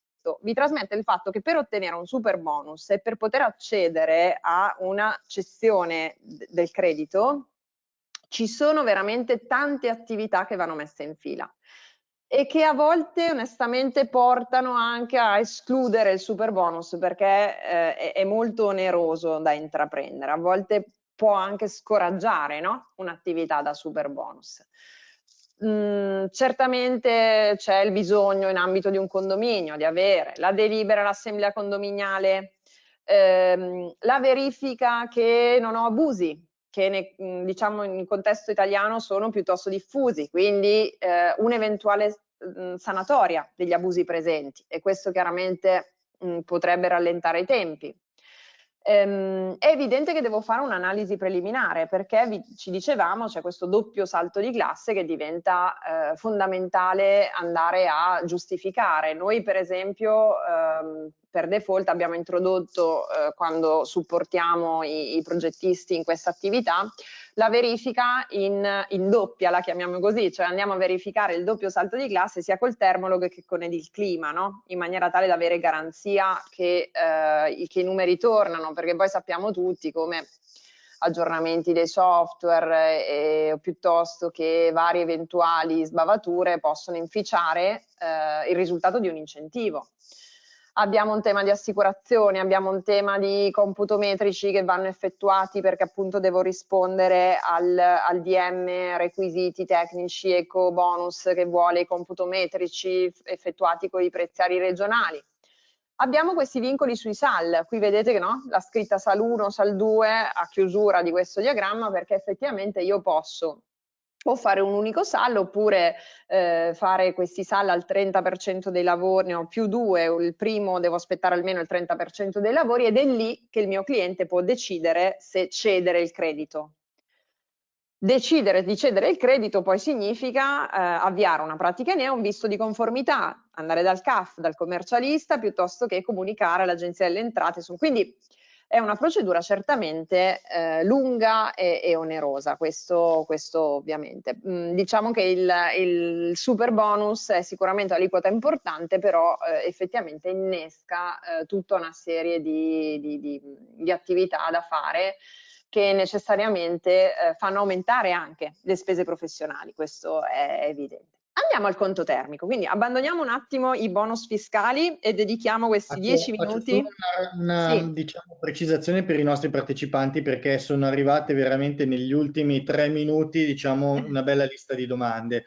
Allora, ovviamente sono inerenti più a questa parte relativa a super bonus, eccetera. Di conseguenza, io direi magari lasciamo finire Maria Grazia, così raccogliamo anche le domande per quanto riguarda il corto termico e i certificati bianchi, poi queste domande qua le terremo per la fine, magari anche dopo la presentazione del caso studio. Io farò a Maria Grazia le domande di carattere più generale, diciamo, perché stanno arrivando delle domande anche riguardanti casi specifici, ovviamente, riguardo proprio magari quello che hanno in essere i nostri professionisti in termini di lavori. Ecco, su queste domande qua io vi raccomando comunque di scriverle perché da SACE arriverà sicuramente una risposta nei prossimi giorni quando gireremo a loro le domande, però ovviamente casi particolari non saranno oggetto di domande in diretta, ci manteniamo un po' più su un livello generale. Quindi ecco, volevo rassicurare tutti che avranno una risposta, se non in diretta, nei prossimi giorni. Sì, sì, esatto, anche perché magari sapete casi particolari possono non interessare tutti, quindi abbiamo ovviamente scelto di tenerci più generici. Allora, andiamo rapidamente al conto termico, che poi si chiama conto termico 2.0 perché è la seconda versione di conto termico, così che vi do anche qui sempre questa mappa, no? Questo specchietto mentale che fa bene a tutti e semplifica un po' la complessità in cui siamo immersi. Allora, il conto termico divide invece gli interventi in due tipologie. La prima tipologia è quella che è dedicata all'efficienza energetica, quindi dall'isolamento con il cappotto delle superfici opache, ai serramenti, piuttosto che alla sostituzione delle caldaie, l'ombreggiamento, la trasformazione degli edifici in NZEB, l'illuminazione. Peccato che questa tipologia è solo per la pubblica amministrazione, quindi non è tipologia estesa per i privati. La pubblica amministrazione, che ovviamente è partita lenta sui temi del conto termico, devo dire che oggi ne fa effettivamente un grande utilizzo, e quindi insomma effettivamente credo che sia il meccanismo in assoluto più utilizzato in ambito pubblico e credo anche che stia funzionando piuttosto bene. La seconda tipologia di interventi invece è quella legata alle fonti rinnovabili termiche e quindi pompa di calore, dove chiaramente la parte rinnovabile me la dà l'aria piuttosto che la terra o quindi l'acqua di falda, insomma quelli sono i temi, no? Pompa di calore, la biomassa, quindi generatori a biomassa, i solari termici, gli scaldacqua a pompa di calore e i sistemi ibridi. In questo caso qui accede sempre la pubblica amministrazione ma anche i privati, quindi questo dobbiamo tenere in mente per ragionare di conto termico. L'incentivo per quel che riguarda gli interventi in ambito di pubblica amministrazione è sostanzialmente determinato con delle percentuali relativamente alla spesa. La spesa ha dei massimali, per cui sugli isolamenti, a seconda di dove è posizionato l'isolante, non posso spendere più di 100 euro a metro quadro, insomma ci sono tutta una serie di massimali da mettere in bolla. Però, come vedete, i massimali sono abbastanza abbondanti, non sono massimali troppo restrittivi. Non so, quello sui serramenti in zona E mi viene in mente 450 euro a metro quadro. È vero anche che oggi difficilmente si riesce a stare dentro quegli importi come spesa, perché? Perché devi avere anche i prestazionali acustici, perché l'acustica incide moltissimo sul prezzo di un serramento. Però comunque ho dei massimali abbastanza alti e delle percentuali abbondanti anche qui, che arrivano fino al 65% nel caso delle pompe di calore e della trasformazione di un edificio in ZEB. Coprono tra l'altro le attività di diagnosi energetica e APE per la pubblica amministrazione pagandole al 100%. Questo è un servizio molto interessante secondo me, cioè offrire alla pubblica amministrazione la possibilità di fare una diagnosi energetica seria sugli edifici rilevanti, quelli più energivori magari, quelli su cui ci sono delle problematiche, e sapere che nel caso in cui io poi vado a installare anche soltanto l'isolamento di coibentazione del sottotetto, piuttosto che sostituisco dei serramenti, quella diagnosi lì lo Stato me la ripaga al 100%. Questo è un meccanismo di agevolazione che la pubblica amministrazione sta molto utilizzando, quindi sicuramente è un meccanismo interessante. I privati invece hanno il 50% di rientro sempre sulle spese di diagnosi energetica ed APE legate al conto termico. Ma quando scatta l'obbligo di effettuare una diagnosi energetica? Scatta quando la centrale termica pre-intervento supera i 200 kW. Quindi quando voi andrete a vedere un edificio e vedete che la centrale termica pre-intervento, quindi quella che vi trovate, supera 200 kW di potenza, in questo caso sapete che il GSE vi impone l'obbligo di effettuare una diagnosi energetica che è necessaria per poter ottenere il conto termico, ma sapete altresì che quella diagnosi energetica è pagata all'interno del meccanismo incentivante come incentivo aggiuntivo per il 100% o il 50% del suo valore, a seconda se stiamo parlando di pubblica amministrazione o di privato. Ecco, quando poi siamo in queste situazioni dobbiamo anche andare a fare l'APE post intervento a fine lavori. Piccoli vincoli introdotti al conto termico, ma se vogliamo anche incentivazioni aggiuntive, quindi sicuramente molto interessante anche questo meccanismo, anche perché è un meccanismo per darvi dei parametri numerici, qui effettivamente non li abbiamo inseriti, ma 400 kW di pompa di calore ad aria porta 100.000 euro di incentivo. Se io penso al capannone industriale, poi abbiamo un caso proprio di questo tipo, ho un sito industriale dove 400 kW li devo installare, ma magari è un unico subalterno, è evidente che non utilizzerei un meccanismo di detrazione fiscale che mi darebbe solo 30.000 euro, ma utilizzo un meccanismo da conto termico, cioè questo come così, input, no? di partenza, proprio ragionamento di partenza. Andiamo al mandato all'incasso. Cos'è questa definizione? Cos'è il mandato irrevocabile all'incasso? Allora, così come nell'ambito delle detrazioni fiscali esiste la cessione del credito, con cui io posso cedere una detrazione fiscale appunto all'installatore piuttosto che alla banca, allo stesso modo esiste la possibilità in ambito di conto termico di utilizzare il mandato irrevocabile all'incasso. È un meccanismo molto più snello della cessione del credito, estremamente più snello, si fa tutto a portale, quindi c'è una richiesta che va inoltrata, qui vedete sempre lo schema di flusso, poi con calma ve lo leggete, al GSE,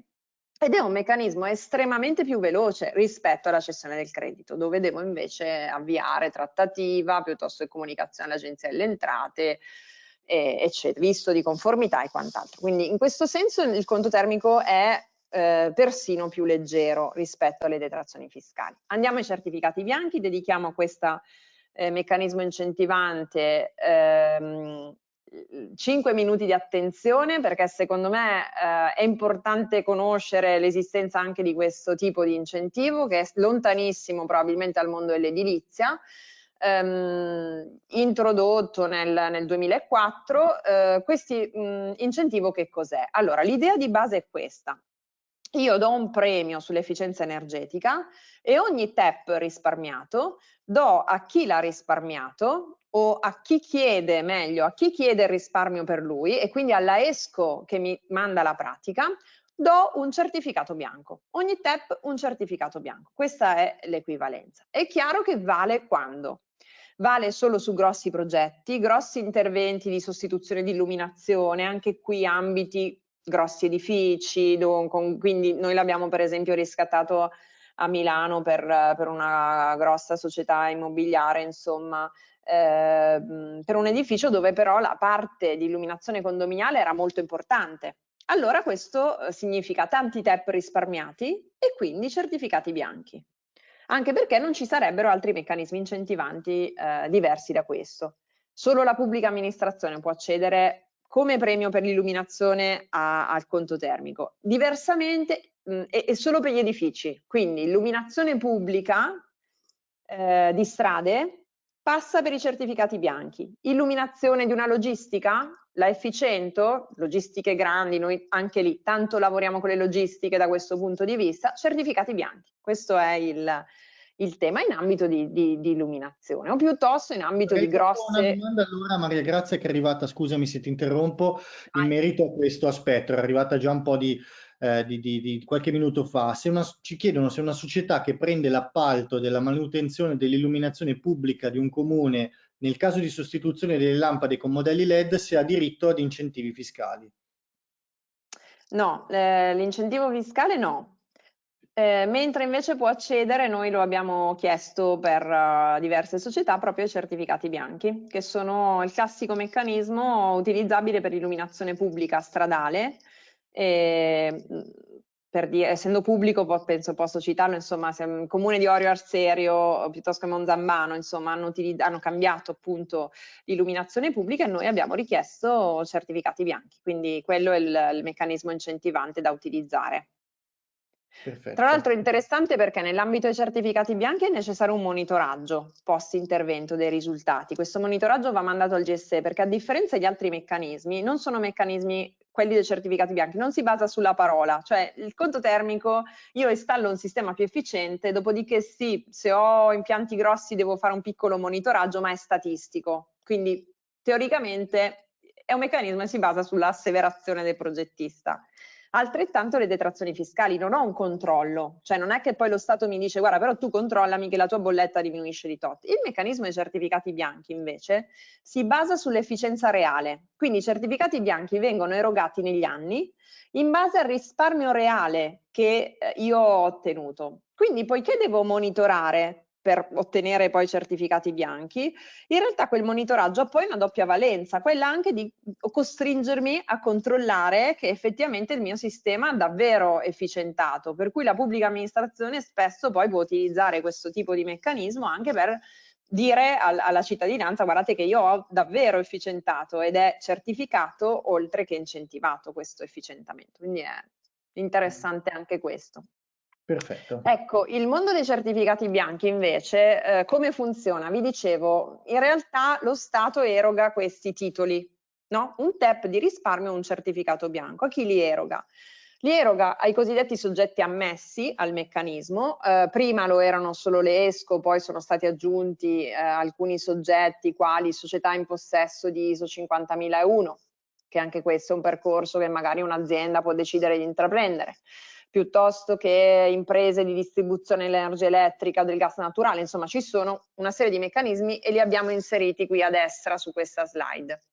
Dall'altra parte però i certificati bianchi che vengono generati da risparmio energetico da questi soggetti, che sono quelli a destra, vengono comprati da soggetti obbligati all'acquisto dei certificati bianchi, che sono i grossi distributori. Cioè il meccanismo dei certificati bianchi sta in piedi perché lo Stato italiano, che peraltro l'ha inventato il meccanismo, quindi questo è un meccanismo che abbiamo inventato prima noi, che non arriva dall'Europa, lo Stato italiano cosa dice? Io obbligo i grossi distributori a avere in mano alla fine dell'anno un certo numero di certificati bianchi. Come fanno ad ottenerli? O attivano interventi di efficienza energetica loro, oppure li comprano.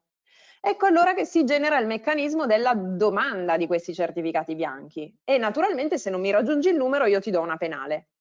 Quindi con questo sistema si è attivato questo interessante meccanismo di scambio di certificati bianchi. Ecco, in questa workflow, l'unico messaggio che vorrei che arrivasse a chi ci ascolta è che mentre il conto termico lo chiedo dopo, però attenzione, io lo chiedo dopo che ho finito i lavori, ma devo essermi preparata in itinere per chiederlo, perché devo aver fatto le fatture in un certo modo, i pagamenti in un certo modo, le foto, quindi ci sono delle attività in itinere, però di fatto la richiesta io la invio dopo.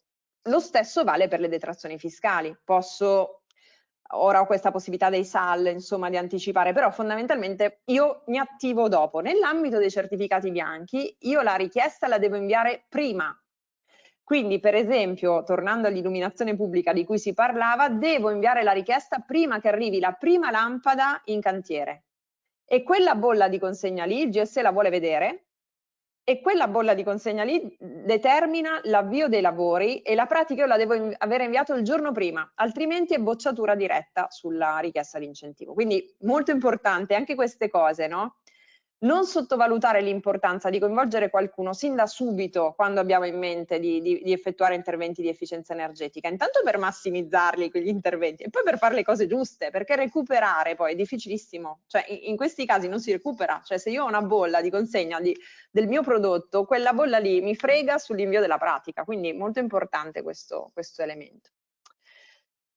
Io ho sforato i tempi, secondo me, Marco. Vado avanti a... Allora, andiamo Allora, avanti, tanto abbiamo il caso studio e... ecco, bravo. Allora, andiamo al caso studio. Guarda, tanto è questo. Allora, qui vi volevo far vedere, al di là di cosa facciamo noi, che mi sembra che l'avete capito e quindi quella slide lì la salterei. Questo è il profilo di un'azienda. Vedete che c'è il tipico capannone industriale, però è sezionato ed è un pezzo, un modello BIM. Quindi vedete un po' di impianti, un po' di superficie vetrata. È una cosa un po' creativa, però vi volevamo trasmettere il fatto che abbiamo un progetto per le mani, quindi caso reale.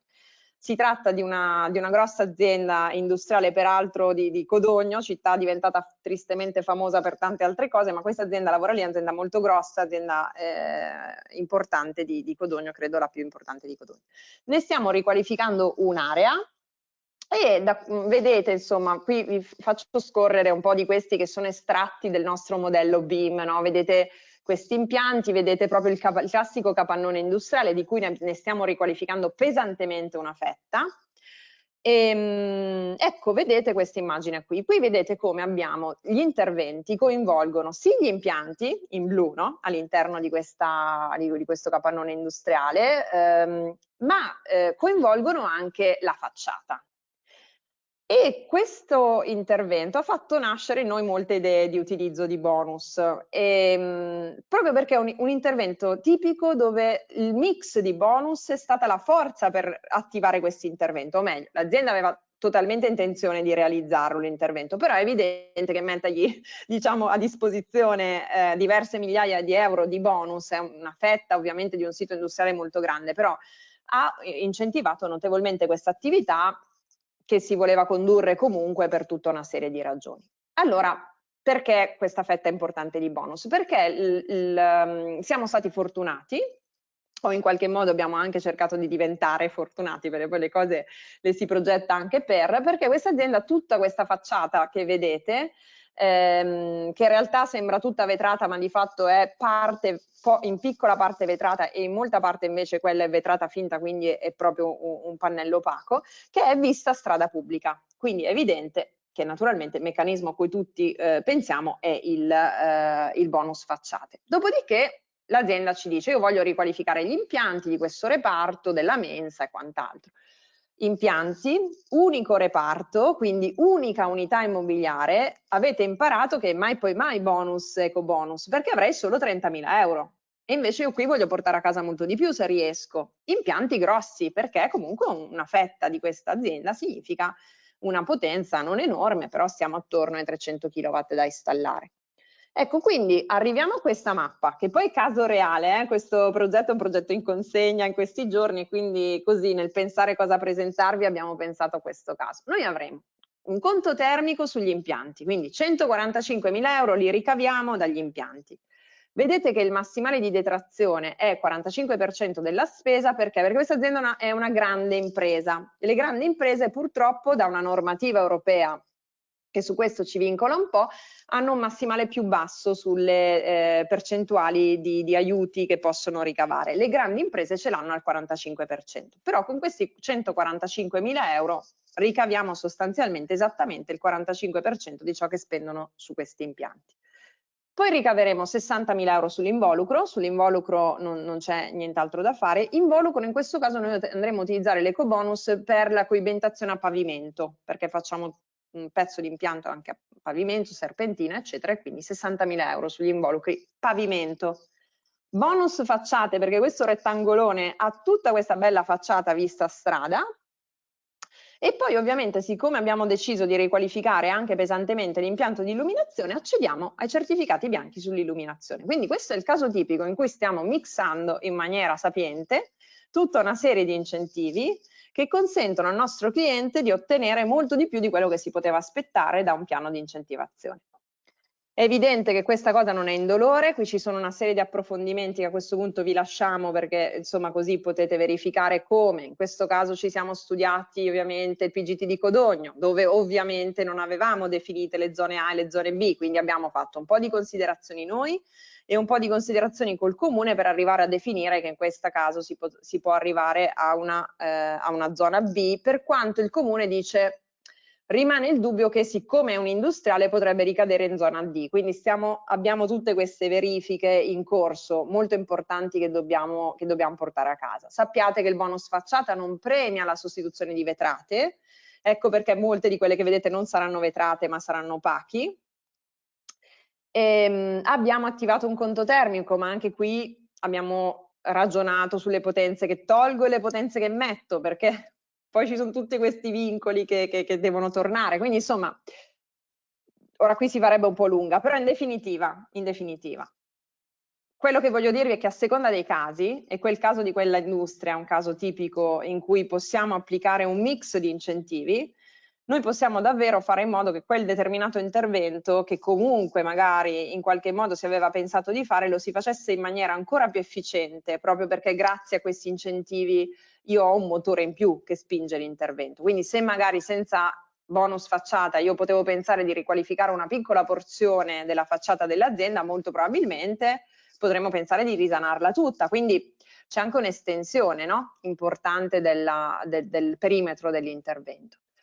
Ecco, però è importante in tutte queste riflessioni che facciamo che noi teniamo conto di questa slide, che secondo me è fondamentale, perché ci dice tutto ciò che è sotto la nostra responsabilità quando pensiamo agli incentivi. Noi di fatto ricaviamo, tramite tutti questi ragionamenti che abbiamo un po' tentato di fare questa sera, quello che stiamo facendo è cioè portare soldi pubblici nelle tasche di privati, del nostro cliente che può essere il comune, piuttosto che l'industriale, eccetera.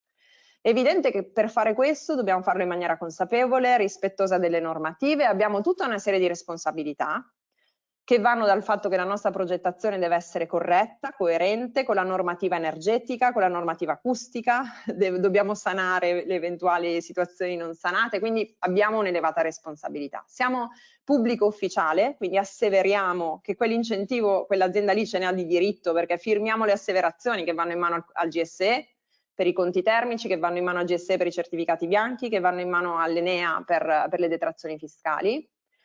Abbiamo delle sanzioni se le nostre asseverazioni non sono corrette, abbiamo responsabilità civile, insomma noi progettisti siamo la figura, l'anello chiave di questo sistema, quindi ora non è assolutamente per spaventare, no? Perché noi lavoriamo con queste cose e ci crediamo anche molto, però quello che volevo trasmettervi è la grande responsabilità che ci portiamo a casa maneggiando incentivi, giocandoci anche forse un po', no? Tentando di massimizzare e quindi di fare anche sicuramente gli interessi del nostro cliente, ma di farlo con grande rispetto e quindi di essere attenti dall'accatastamento alle procedure, alla progettazione che deve essere perfettamente a norma, insomma, quindi questo era molto importante come conclusione.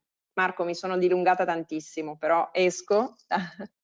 No, ma io credo che insomma sia stato apprezzato perché ecco, magari lasciamo, non lo so ancora se vuoi la prima slide così ci fa un po' di colore, un po' di sfondo. Ecco, credo che sia stato particolarmente apprezzato, non credo che insomma si stiano lamentando, anzi non si stanno lamentando i nostri professionisti, stanno dicendo tutti che è molto apprezzato, molto chiaro quello che hai detto. Chiaramente qualche dubbio ancora qualcuno ce l'ha, infatti magari adesso cominciamo ad affrontarlo. Allora, io ho raccolto un po' le domande, erano tante, come dicevo, alcune generali, alcune specifiche, ho cercato di raggrupparle un po' per argomenti.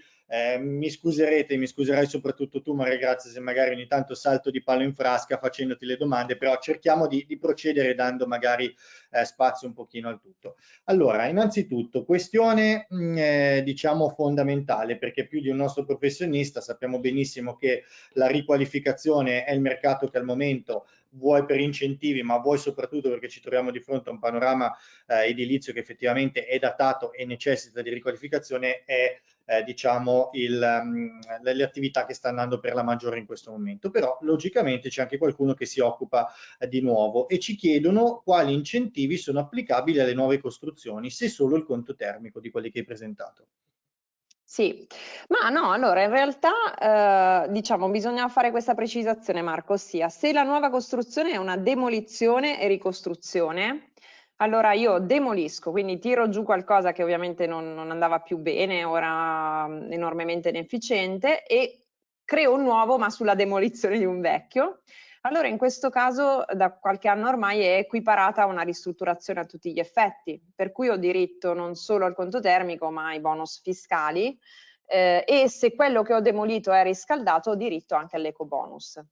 Ovviamente a pari volumetria, quindi devo considerare in questo caso eventuali ampliamenti volumetrici su cui perdo ovviamente l'ecobonus, mentre invece potrei avere comunque il sisma bonus anche su ampliamento volumetrico se l'ampliamento volumetrico è giustificato perché è necessario per migliorare dal punto di vista sismico, cioè ci sono poi una serie di cose, però il tema e quindi la risposta che darei per semplificare una domanda che ovviamente è complicata come risposta è: se io demolisco e creo un nuovo sulla demolizione di un qualcosa di vecchio, assolutamente ho diritto sostanzialmente a tutti gli incentivi, altrimenti se io creo un nuovo da zero e quindi non ho demolito, l'unico meccanismo incentivante a cui potrei rivolgermi è quello dei certificati bianchi, dove però dovrei dimostrare che quello che io ho costruito da zero è più efficiente dell'obbligo normativo, che però è già spintissimo nel nuovo. Quindi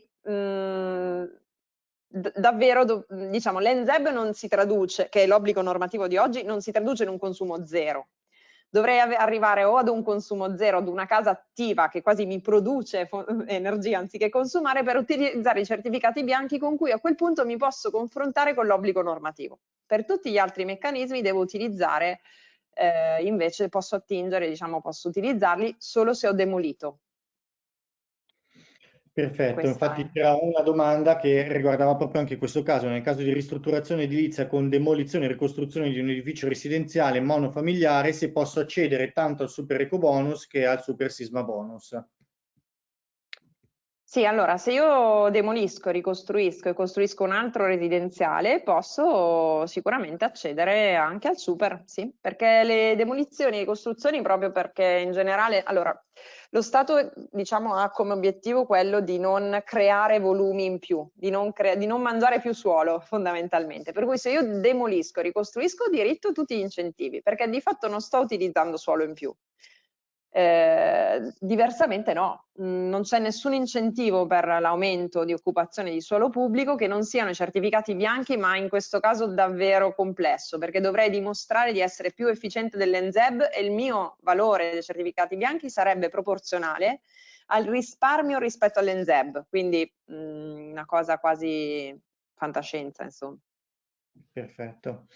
Allora, mi sposto un attimo adesso sul super bonus perché ci chiedono, so che un prerequisito per l'accesso all'ecobonus o al super bonus è l'esistenza di un impianto termico, peraltro l'hai appena accennato. La mia domanda è se si può considerare un camino un impianto termico, perché non è chiaro nella più recente definizione di impianto termico di Enea. Sì, allora in realtà la definizione, che tra l'altro mi ricordo anche la data perché vabbè, il giorno del mio compleanno, 10 giugno di quest'anno, cambia la definizione di impianto termico ed effettivamente è stata recepita quella europea, quindi noi l'avevamo più restrittiva, l'Italia recepisce a questo punto la normativa europea, ne è costretta a farlo e di fatto anche i camini rientrano nella definizione di impianto termico, quindi la definizione c'è. Qual è il problema? Anche qui la risposta sarebbe ampissima, ma provo a sintetizzare i temi più importanti. Primo problema, se voglio utilizzare il superbonus devo dimostrare il doppio salto di classe. Se io ho un camino, che è l'unico diciamo, generatore della mia casa, al di là della difficoltà di certificare un camino aperto, perché lo immagino un camino aperto, ma il problema è che un camino ho difficoltà a certificarlo, quindi perché non avrei la potenza, non ho una targa, cioè il camino aperto spesso è un qualcosa di fatto artigianalmente sul posto, no? Quindi non avrei dei dati da inserire nel certificato. Però supponiamo per un momento che riesco a certificarlo, che riesco a calcolare, che io certificatore... Il problema è che il camino mi va a biomassa, quindi io sto riscaldando quell'abitazione lì a biomassa. E la biomassa non è una fonte rinnovabile, anzi, quindi io ho una classe energetica altissima, anche se ho un involucro estremamente disperdente. Per cui andare a dimostrare il doppio salto di classe con un camino che va a biomassa, la vedrei, insomma, le strategie sarebbero molto complicate, a meno di non tenere una biomassa anche nella, però è lì che allora vedo il problema col superbonus più che altro. Perfetto, allora c'è una domanda che secondo me è collegata, lascio a te fare una considerazione. Considerato che gli edifici collabenti possono accedere al superbonus, come si fa con l'impianto di riscaldamento che deve essere presente per legge, ma essendo il fabbricato collabente, spesso è in condizioni veramente critiche di non facile individuazione l'impianto? Si accede solo per la parte di sisma. Cioè si può accedere per i fabbricati collabenti al super sisma bonus, ma non all'eco bonus se non ho impianto, non alla parte di efficienza energetica, perché non ho efficienza energetica se non ho un impianto. E tra l'altro deve essere anche funzionante, quindi... Aggiungiamoci questo tassello in più, ecco, perfetto. Allora, una domanda che siamo ancora in termini di super bonus, parliamo di condominio, in questo caso ci chiedono se un condominio accede al super bonus per cappotto in facciata e sostituzione caldaia, gli interventi di ristrutturazione all'interno di una singola unità e le opere di efficientamento energetico realizzate all'interno sempre della singola unità possono essere considerati interventi trainati e quindi accedere al 110? Sì, sì. Sì, sì. Perfetto. Allora, risposta telegrafica ma precisa. Andiamo oltre. Ecco, rimaniamo anche su questo fatto qua, per esempio, sempre successione credito d'imposta, ci dicono ovviamente premettendo che può essere marginale a quello che abbiamo trattato oggi, che parla di altri incentivi di un'altra natura, ma ci chiedono se anche il bonus mobili agganciato al bonus casa può essere cedibile. No, allora, voi diciamo per la cessione del credito va letto questo articolo 121 dove trovate tutti i riferimenti normativi. Noi non ci occupiamo di bonus mobili, quindi non so se magari poi dopo è una cosa che non trattiamo, ecco, però non mi sembra che sia in quell'elenco lì. Comunque Sì, lì trovate proprio l'elenco di tutti gli interventi. perfetto. Sempre per quanto riguarda cessione del credito, ci chiedono, classico esempio, oggi fanno esempio di uno studente universitario senza reddito, titolare della nuda proprietà dell'immobile, se può beneficiare del credito d'imposta dal superbonus. Sì, sì, perché diciamo, allora in realtà la cessione del credito era nata per gli incapienti, quindi c'erano alcuni soggetti che erano tutelati da questa cosa e potevano cedere il credito. Di fatto oggi cedono il credito tutti, cioè non conta la capienza di chi cede, conta la capienza di chi prende. Quindi è chiaro che se per esempio io fossi un installatore e vado a prendere il credito da questo studente che non ha diciamo, capienza fiscale, no? Devo occuparmi io della mia capienza fiscale, cioè lui può essere a capienza zero e mi può cedere tutto il credito. E sono io poi installatore che devo verificare di non prendere troppi lavori con questo meccanismo e quindi a quel punto di non avere più capienza fiscale. Perfetto, allora qua una richiesta, ecco qua ci sono due magari questioni un attimino di approfondimento. Una ci chiedeva come mai inserivi il sisma bonus nell'85% quando fa parte del 110. Ecco, magari qua c'è ancora da fare un po' di chiarezza. Ti allaccio anche questa domanda, questa richiesta di approfondimento, che è se puoi rispiegare ovviamente in maniera sommaria un pochino l'ecosisma bonus per condomini. Sì, ma allora semplicemente questo, diciamo, il super sisma bonus non è per tutti e non è per tutti gli edifici. Quindi, per esempio, nel caso in cui io penso sempre magari a casi che abbiamo sotto mano, no? Noi abbiamo sotto mano appunto una riqualificazione sismica di un condominio a Milano, dove tra l'altro questa riqualificazione è molto interessante perché si vanno a risolvere anche problemi statici, eccetera, però effettivamente è una palazzina uffici, quindi non è una palazzina a prevalenza residenziale. Allora, se io vado a intervenire su quella palazzina lì, lei è esclusa dal super bonus e quindi ovviamente ha diritto al sisma bonus. Se io poi intervengo anche sulle parti comuni, andando a intervenire sul 25% almeno della superficie disperdente, insomma, e quindi vado a fare un'attività che sia sismica che di efficienza energetica. Il termine con cui chiamano questo incentivo è ecosisma bonus e quindi si arriva a quei 136.000 euro lì per unità immobiliare e mi allaccio quindi alla tua seconda domanda che credo che fosse questa. Perfetto, allora intanto prima di farti ancora magari un paio di domande, ci sono professionisti che richiedono, al di là della tua mail, ma come potervi contattare. Non l'avete lasciato nelle slide, magari se vuoi dare qualche Sì. riferimento, poi io intanto posso mettere la vostra pagina LinkedIn qua in chat, il link che poi troverà diciamo come approfondimento anche la risposta alle domande un pochino più significative che sono arrivate oggi è sicuramente un modo per interagire con voi, però ecco, se c'è un modo più diretto, Sì. un sito internet o Ma qualcosa che allora tu sì, noi abbiamo una mail dedicata, ora effettivamente forse, non so se facciamo in tempo ad aggiornarti le slide, Marco, dandoti, magari chiedo ad sì, Alessandra che immagino che poi mi ascolti, sta non lo so. seguendo, certo, se ci Ecco, dà ecco, una se ci versione dà di magari slide le lo slide commento aggiornate aggiunto. dove mi mette la mail, quella del marketing commerciale, che io magari non mi ricordo se è commerciale underscore market, non vorrei sbagliarla, diversamente ovviamente info@sace.it che però è la nostra mail generica, quindi arriva di ogni, però se invece Alessandra mi aggiorna in ultima slide mettendo la mail dedicata proprio a questa attività, te le rimandiamo subito aggiornate, forse la cosa più semplice, però appunto se Perfetto. avessero difficoltà la mail generale diciamo è info@sace.it. Perfetto, perfetto, benissimo. Allora, andiamo con questa è una delle ultime domande che sono arrivate, poi ne recupero una precedente ancora. Ci chiedono per sommi capi quali motivi potrebbero invalidare l'accesso all'ecobonus nelle ristrutturazioni. Sì, in realtà a mio avviso molti, oggi molti, perché di fatto ci sono tantissime richieste che vengono effettuate dallo Stato di tipo tecnico, di tipo più invece burocratico, ossia ehm, per esempio l'edificio deve essere accatastato. Se io questa cosa ogni tanto ci si dimentica, se io la scopro che ho già avviato i lavori e purtroppo vi assicuro che, voi lo saprete meglio di me, ma in Italia, diciamo da Roma in giù, trovare degli edifici non accatastati è purtroppo molto più frequente di quello che si pensi e ce ne sono tantissimi anche nel nord Italia. Quindi, per esempio, questo tema è un tema di anche bocciatura, cioè l'edificio a quel punto non è edificio esistente, no?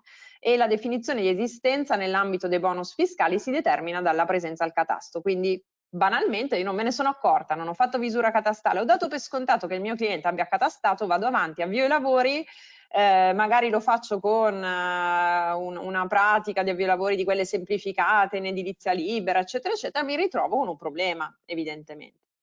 Oppure ho degli abusi edilizi, anche questo potrebbe essere un tema invalidante. Non ho rispettato la divisione dei costi, non ho fatto un preziario, ora poi non so quanto sarà rigoroso ovviamente, però se io ho dichiarato che quella determinata spesa X, magari non ho allegato un preziario effettuato come richiesto dalla normativa, con i prezzi invece dei preziari regionali o in alternativa con i DEI o in alternativa con analisi prezzi, cioè c'è tutto un iter che va seguito. Poi ovviamente quanto possa essere, mentre direi con certezza che se l'edificio non è accatastato è un problema serio, magari se non ho proprio il computo, una voce del preziario l'ho sbagliata, forse è un problema un po' meno serio, ecco, però chiaramente le regole sono molte.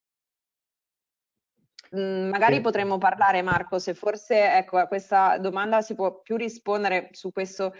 Il conto termico, ad esempio. Il conto termico ha alcune regole che ormai esiste da anni ed è molto più rodato come trafila burocratica, no? Mentre invece le normative fiscali fino ad oggi, come ci siamo detti, non ce l'avevano delle linee guida così precise, le hanno introdotte quest'estate. Allora, il conto termico ha alcune attività che sono invalidanti, errori invalidanti, altre cose invece. Errore invalidante: se io do al GSE un solo bonifico tra quelli che gli consegno, che è fatto con modalità da detrazione fiscale, e perché ho sbagliato, il mio cliente si è distratto e ha utilizzato la modalità da detrazione fiscale, io che dovrei controllare non me ne accorgo e invio al GSE tutti i bonifici, tra cui uno solo con modalità di detrazione fiscale, è bocciatura, cioè non passa neanche per la richiesta di integrazione, la pratica viene bocciata senza rimedio.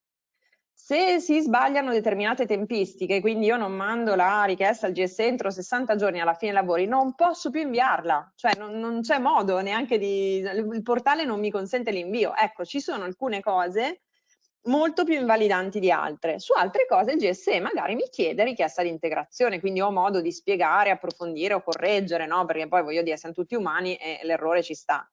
Su alcune cose bisogna essere molto più attenti. È per questo che poi c'è un'assicurazione che ci si protegge, poi nessuno, cioè noi appunto siamo assicurati da anni per forza e per fortuna ma non lo voglio neanche dire, non abbiamo diciamo dovuto, però chiaramente effettivamente è un lavoro che ha i suoi rischi e che ha i suoi profili di rischio. Perfetto, allora io direi nel frattempo vi ho messo in chat per tutti sia il gruppo LinkedIn di Sace che la mail che ci avete chiesto, di modo che potete eventualmente chi ne abbia necessità prendere contatto direttamente appunto con Sace per valutare le questioni. Peraltro io ti accenno che ci sono molti casi particolari e specifici, ne stanno ancora arrivando tuttora, quindi poi li riceverai ovviamente nei prossimi giorni da parte nostra. Invito anzi i professionisti ovviamente a porre le domande, visto che vi abbiamo lasciato l'indirizzo, ma se vi è comodo anche voler scrivere su eventi@edicomeventi.com, sarà poi nostra premura girare a Maria Grazia e a Sace le vostre richieste. Io direi che chiudiamo con un'ultima sondaggio, quindi un'ultima domanda noi a voi, perché ci piacerebbe capire quali degli argomenti trattati meriterebbero secondo voi un approfondimento, perché no, in un altro webinar, oppure un approfondimento anche diciamo scritto, quindi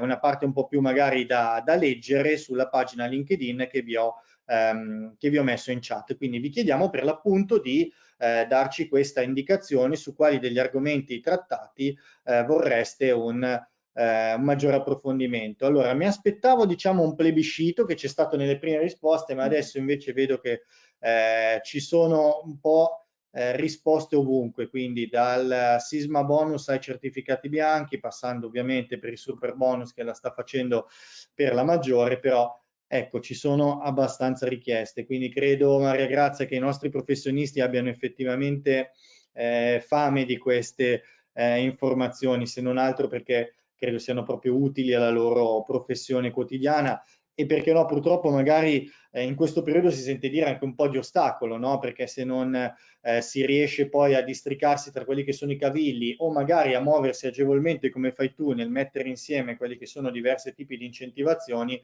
ecco che magari risulta per l'appunto un blocco all'attività del professionista. Non so se condividi questo aspetto, Maria Grazia, No, intanto no, che i nostri... assolutamente, assolutamente, nel senso che effettivamente, guarda, io credo che appunto l'edilizia abbia bisogno di aggiornamento, novità e quindi bene anche tutta questa formazione che in questo periodo si sta facendo. È ovvio che sta diventando un'edilizia molto complicata.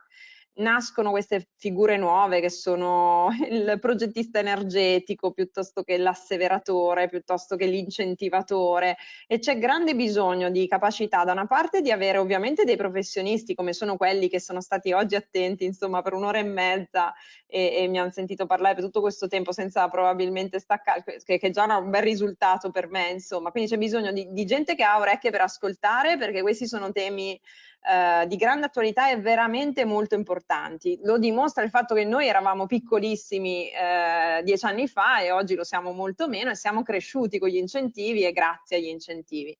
E quindi insomma condivido con te il fatto che questa formazione sia molto necessaria, molto utile. Perfetto, allora sto mettendo anche in chat i riferimenti del responsabile commerciale che Alessandra mi sta girando ovviamente via chat, e quindi di modo che possiamo rendere disponibili questi contatti per poi poter appunto approfondire le varie richieste. Allora, il sondaggio diciamo che si chiude con un 70% dei nostri professionisti che ovviamente vorrebbero approfondire un po' il tema del momento, quindi il tema del super bonus, seguito diciamo a ruota da quello che è il sisma bonus, ma che non si distacca molto da bonus facciate e da conto termico. Forse rimane un po' più defilato rispetto agli altri certificati bianchi. Ecco, comunque se dovessimo scegliere super bonus è sicuramente l'aspetto da voler approfondire. Allora, io ringrazio ovviamente te e mi aggiungo ai complimenti che sono arrivati Grazie. nel corso di tutta la presentazione da parte dei professionisti che ci hanno seguito, per la chiarezza con cui sei riuscita un pochino ad esprimere questi che sono argomenti che rimangono, nonostante la tua chiarezza, comunque ancora argomenti ostici, l'abbiamo appena detto, per i professionisti, perché chiaramente richiede delle competenze che vanno anche oltre quella che è la competenza tecnica, magari di saper realizzare un buon involucro, di fare delle scelte progettuali che siano ovviamente improntate all'efficienza energetica. Qua c'è strumenti finanziari da padroneggiare, strumenti normativi dall'altro lato, quindi ci sono diverse competenze che ovviamente una società come la vostra sono in grado di poter un pochino mettere a sistema. Quindi io ringrazio te, ringrazio tutti i nostri partecipanti, se vuoi salutare poi chiudiamo questa diretta e auguriamo a tutti una buona serata.